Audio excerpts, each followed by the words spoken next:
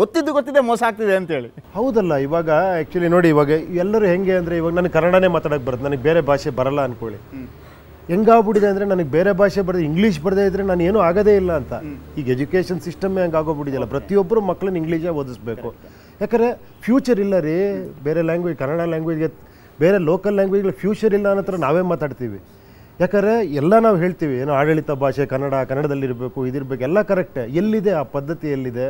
ಕನ್ನಡ ಬಗ್ಗೆ ಎಷ್ಟು ಪ್ರೀತಿ ಇದೆ, ನಾವು ಮಾತಾಡ್ತೀವಿ ಕನ್ನಡ ಜೈ ಭಾಷೆ ಅಂತ. ಎಷ್ಟು ಜನ ನಾವು ಕನ್ನಡದನ್ನ ಇದು ಮಾಡ್ತೀವಿ, ಕನ್ನಡನ ಬೆಳೆಸ್ತೀವಿ, ಕನ್ನಡ ಓದ್ತೀವಿ, ಕನ್ನಡದಲ್ಲೇ ನಾನು ಏನಾರ. ಇವಾಗ ನೋಡಿ, ನಾನು ಕನ್ನಡ ಮೀಡಿಯಮೇ ಓದಿದ್ದು, ನನಗೆ ಇವಾಗ ಇಂಗ್ಲೀಷಲ್ಲಿ ಅಷ್ಟು ಸ್ಪಷ್ಟವಾಗಿ ಮಾತಾಡೋಕ್ಕೆ ಬರಲ್ಲ. ಬಟ್ ಆದರೂ ನಾನೇನೋ ನನ್ನ ಜಾಗದಲ್ಲಿ ನಾನೇನೋ ಒಂದು ಮಾಡಿದ್ದೀನಲ್ವ, ಕನ್ನಡನೇ ಥರ ನನಗೆ ಹೆಲ್ಪ್ ಮಾಡಿದ್ದು, ಕನ್ನಡನೇ ಥರ ನನಗೆ ಊಟ ಹಾಕಿದ್ದು. ಸೊ ಅದನ್ನು ಮರಿಬಾರ್ದಲ್ವಾ. ಬರೀ ಇಂಗ್ಲೀಷ್ ಬಂದವರೇ ಚೆನ್ನಾಗಿರ್ತಾರೆ, ಕನ್ನಡ ಮಾತಾಡಿದವರು, ಕನ್ನಡ ವಿದ್ಯೆ ಕಲ್ತವರು, ಕನ್ನಡ ಕ್ಲಾಸ್ಗೆ ಹೋದವ್ರು ಉದ್ಧಾರ ಆಗಲ್ಲ ಅನ್ನೋ ಸಂದರ್ಭ ಬಂದಿದೆಯಲ್ಲ. ಸೊ ಅದನ್ನು ಸಿಂಬಾಲಿಕ್ ಆಗಿ ಅದು ಬಿಲ್ ಗೇಟ್ಸ್ ಕೂಡ ಒಮ್ಮೆ ಹೇಳಿದ್ರಂತೆ, ಅವರು ಕಾಲೇಜಿನ ಡ್ರಾಪ್ಔಟ್ ಆಗಿದ್ರಂತೆ. ಬಿಲ್ ಗೇಟ್ಸ್ ಕಾಲೇಜಿನ ಡ್ರಾಪ್ಔಟ್ ಆಗಿದ್ರಂತೆ.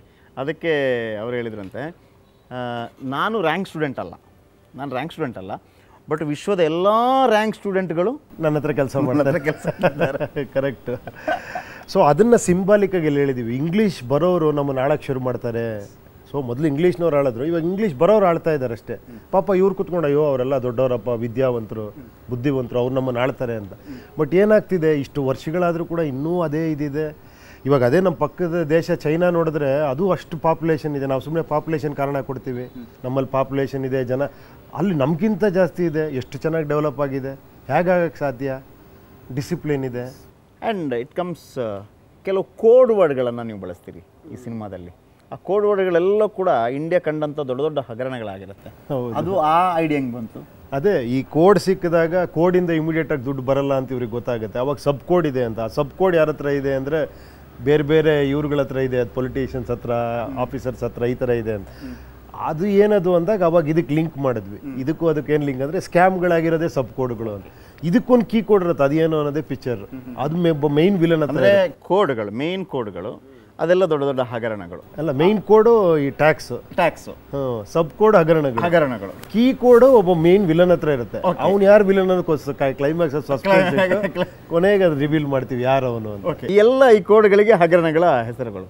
ಸೊ ಆ ಮೂಲಕ ನೀವು ಬಹಳ ಸುಲಭವಾಗಿ ಜನರಿಗೆ ಅರ್ಥ ಮಾಡಿಸುವಂಥ ಪ್ರಯತ್ನವನ್ನು ಮಾಡಿದ್ದೀರಿ. ಎಲ್ಲ ಆದ ನಂತರ ನಿಮ್ಮ ಉದ್ದೇಶ ಏನಿರುತ್ತೆ ಆ ಸಿನಿಮಾವನ್ನು ನೋಡಿದ ನಂತರ? ಅದೇ ಸ್ವಲ್ಪ ಯೋಚನೆ ಮಾಡೋವಂಥದ್ದು. ಆ್ಯಕ್ಚುಲಿ ಏನಂದರೆ, ಇವಾಗ ಹೆಂಗಾಗ್ಬಿಟ್ಟಿದೆ ಅಂದರೆ, ಇವಾಗ ನನ್ನ ಪರಿಸ್ಥಿತಿನ ತೊಗೊಳ್ಳಿ, ಏನು ಮಾಡೋಕ್ಕಾಗುತ್ತೆ ಅನ್ನೋ ಥರ ಆಗೋಗ್ಬಿಟ್ಟಿದೆ. ಎಲ್ಲರದ್ದು ಅಷ್ಟೇ. ನನಗೆ ಯಾರೋ ಒಬ್ರು ಕೇಳ್ರಿ, ಏನು ಮಾಡೋಕ್ಕೆ ಸಾಧ್ಯ ಹೇಳಿ ನೋಡೋಣ ಅಂತ. ಇವಾಗ ನಿಮ್ಮನ್ನೇ ಕೇಳ್ರಿ, ಏನು ಮಾಡ್ಬೋದು ಹೇಳಿ ನೋಡೋಣ ಅಂದರೆ, ನೀವು ಏನಾಗ್ತೀರಿ ಹೇಳಿ? ಗೊತ್ತಾಗ್ತಾ ಇಲ್ಲ. ಸೊ ಏನಂದರೆ, ಒಂದೇ ಒಂದು ನಮ್ಮ ಕೈಲಿರೋದೇನೋ ಒಂದು ದಿನ. ಆ ಒಂದು ದಿನ ನಾವು ರಾಜ ಆಗ್ತೀವಿ. ಏನು ಹೇಳಿ, ಪ್ರಜಾಪ್ರಭುತ್ವದಲ್ಲಿ ನಾವು ಪ್ರಭು ಆಗೋದು ಒಂದು ದಿನ.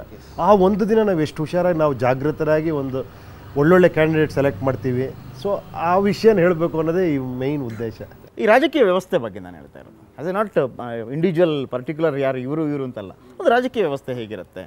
ಸೊ ಮೇನ್ ಏನಂತಂದರೆ, ನಾವು ಎಂಥವೂ ಏನಿದ್ರು ಕೂಡ, ನಿಮ್ಮ ಟೋಟಲ್ ಕಾನ್ಸೆಪ್ಟ್ ಹೇಗೆ ಅಂತಂದರೆ, ರಾಜಕೀಯ ವ್ಯವಸ್ಥೆಯಲ್ಲಿ ನಮಗೇನು ಮಾಡೋಕ್ಕಾಗ್ತಿಲ್ಲ ಅಂತ ಅನಿಸ್ತಾ ಇದ್ರು ಕೂಡ, ಏನೋ ಒಂದು ಮಾಡಲಿಕ್ಕೆ ಒಂದು ಅವಕಾಶ ಇದೆ. ಅದೇ ಅದಿರೋದು ಈ ಒಂದು ದಿನ. ಆ ಒಂದು ದಿನ ಅನ್ನುವಂಥದ್ದು.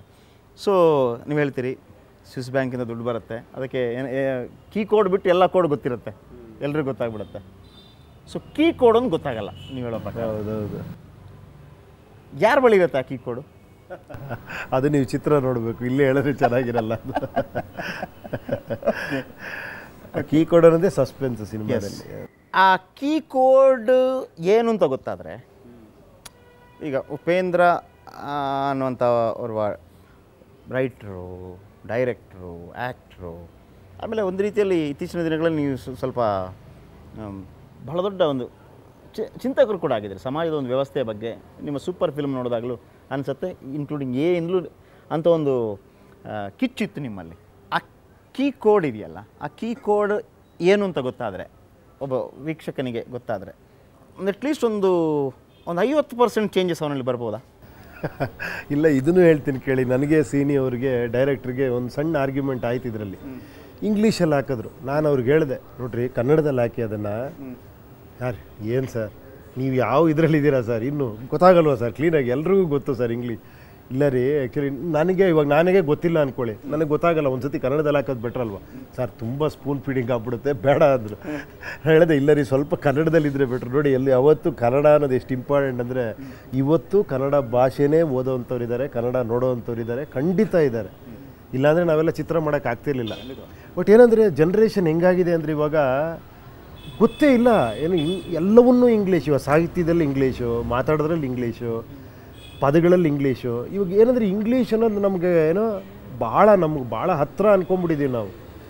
ಬಟ್ ಒಂದು ವರ್ಗ ಇದೆ ಆ್ಯಕ್ಚುಲಿ, ಏನು ಹೇಳಿ, ಕನ್ನಡನೇ ಮಾತಾಡೋರು, ಕನ್ನಡ ಇದ್ದೇ ಇದೆ ಅದು.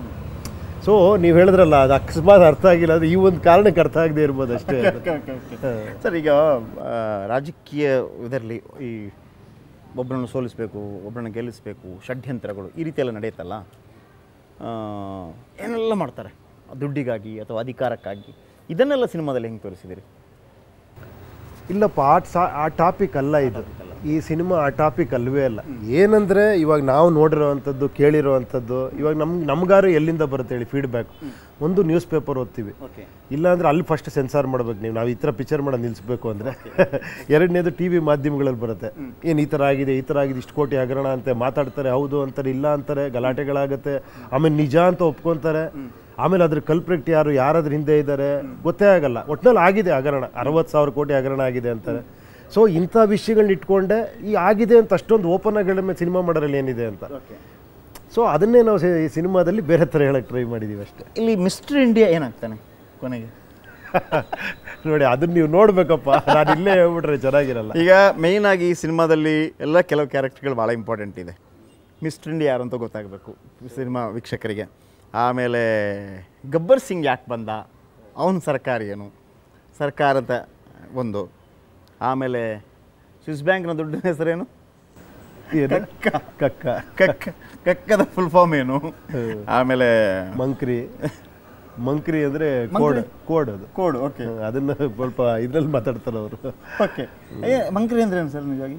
ಕಕ್ಕ ಬಾಚ್ಕೊಂಬರಕ್ಕೆ ಮಂತ್ರಿ. ಓಹ್, ಅದನ್ನು ಮಂಕ್ರಿ. ಓಕೆ, ಆಮೇಲೆ ಬೇರೆ ವರ್ಡು ಆ ಥರ. ಆಮೇಲೆ ಏನಿಲ್ಲ, ಏನು ಮೇನ್ ಕೋಡು, ಸಬ್ ಕೋಡು, ಕೀ ಕೋಡು. ಸೊ ಈ ಹಗರಣಗಳ ಇದು ಹೆಸರು ಬರುತ್ತಂತೆ 2G. ಅದೇ ನಡೆದಿರೋಂಥ ಹಗರಣಗಳನ್ನೇ ಸಬ್ ಕೋಡ್ ಇಟ್ಟಿದ್ದೀವಿ ಅಷ್ಟೇ. ಅದು ಕೋಡ್, ಅದು ಸಬ್ ಕೋಡ್. ಇವನು ಹೇಳ್ತಾನೆ, ನಿನ್ನ ಹತ್ರ ಮೇನ್ ಕೋಡ್ ಇದೆಯಾ, ಸಬ್ ಕೋಡ್ ನಾನು ಕೊಡ್ತೀನಿ, ಮೇನ್ ಕೋಡ್ ಕೊಡು ಮರ್ಯಾದೆಗೆ ಅಂತ ಕೇಳ್ತಾರೆ. ಅವಾಗ ಏನು ಸಬ್ ಕೋಡ್ ಅಂದರೆ ಕ್ಲೀನಾಗಿ ಹೇಳ್ತಾರೆ, ಸಬ್ ಕೋಡ್ ಇದು 2G ಏನು ಇದು ಆ ಥರ. ಸೊ ಆ ಕೆಲವು ಹಗರಣಗಳದ್ದೇ ಹೆಸರುಗಳು ಹೇಳ್ತಾರೆ. ಸೊ ಅಲ್ಲಿಂದ ಸಬ್ ಕೋಡು ಇದು ಕೊಟ್ಟರು ಕೂಡ ದುಡ್ಡು ವಾಪಸ್ ಕೊಡಲ್ಲ ಅವರು, ಸ್ವಿಸ್ ಬ್ಯಾಂಕ್ ಅವರು. ಅದೂ ಅಷ್ಟೇ, ಎಲ್ಲ ಬಂದು ಇಳಿತದೆ, ಏನು ಕಂಟೈನರ್ ಗಟ್ಟಲೆ ದುಡ್ಡು ಬಂದು ಇಳಿತದೆ. ಬಟ್ ಆ ಕೀ ಕೋಡ್ ಏನು ಅಂತ ಕೇಳ್ತಾರೆ. ಕೀ ಕೋಡ್ ಕೊಟ್ಟರೆ ಇಮಿಡಿಯೇಟಾಗಿ ದುಡ್ಡು ಕೊಟ್ಬಿಡ್ತೀನಿ ನಿಮಗೆ. ಆ ಕೀ ಕೋಡ್ ಯಾರ ಹತ್ರ ಇದೆ, ಅದೇ ಮೇಯ್ನ್ ಪ್ರಾಬ್ಲಮ್ಮು ಅಂತ ಕೊನೆಯಲ್ಲಿ ಹೇಳಿದ್ದೀವಿ.